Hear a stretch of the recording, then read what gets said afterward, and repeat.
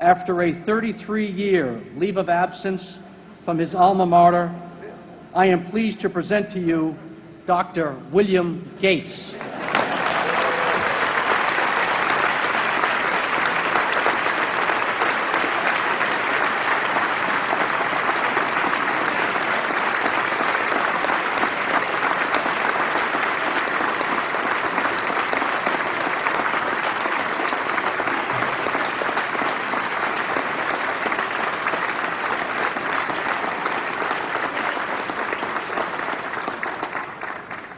Thank you. President Bach, former President Rudenstein, incoming President Faust, members of the Harvard Corporation and the Board of Overseers, members of the faculty, parents, and especially the graduates. I've been waiting more than 30 years to say this. Dad, I always told you I'd come back and get my degree.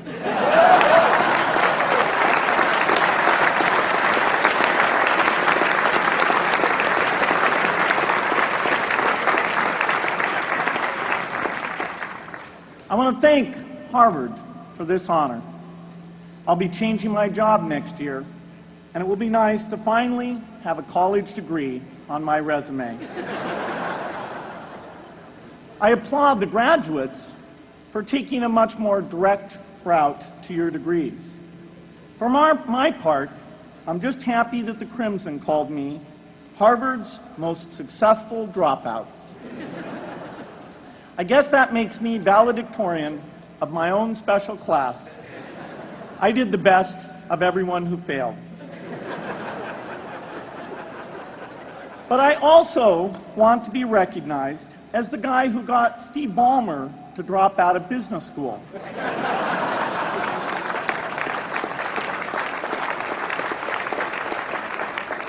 I'm a bad influence.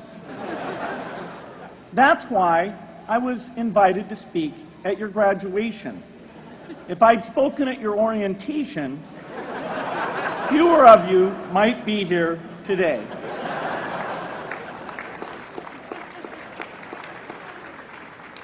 Harvard was a phenomenal experience for me.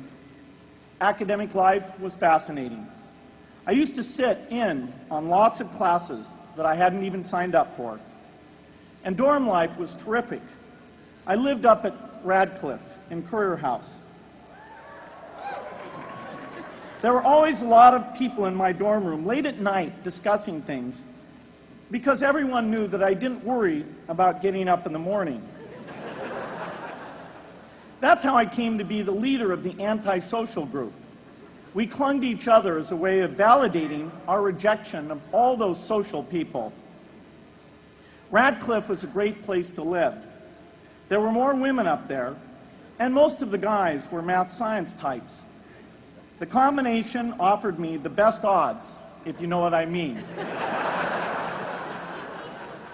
That's where I learned the sad lesson that improving your odds doesn't guarantee success.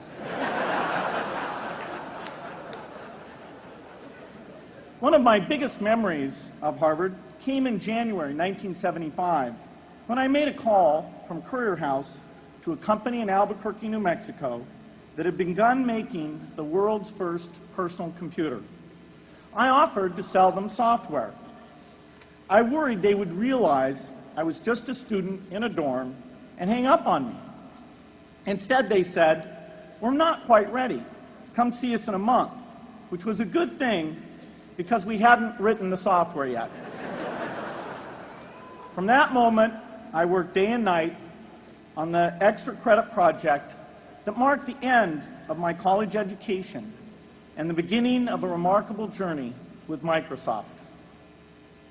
What I remember above all about Harvard was being in the midst of so much energy and intelligence. It could be exhilarating, intimidating, sometimes even discouraging, but always challenging. It was an amazing privilege, and though I left early, I was transformed by my years at Harvard, the friendships I made, and the ideas I worked on. But taking a serious look back, I do have one big regret. I left Harvard with no real awareness of the awful inequities in the world, the appalling disparities of health and wealth and opportunity that condemn millions of people to lives of despair. I learned a lot here at Harvard about new ideas in economics and politics. I got great exposure to the advances being made in the sciences. But humanity's greatest advances are not in its discoveries, but in how those discoveries are applied to reduce inequity.